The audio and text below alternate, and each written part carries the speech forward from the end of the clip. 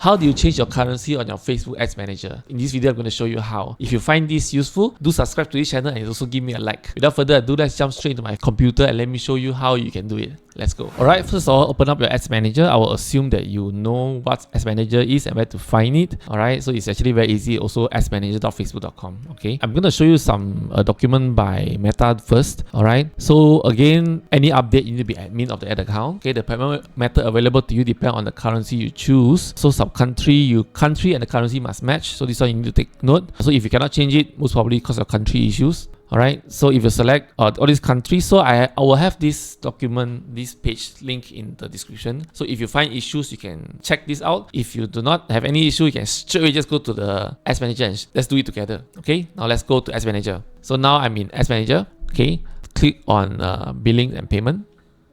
Alright, now you're at payment settings. Scroll down, click on edit.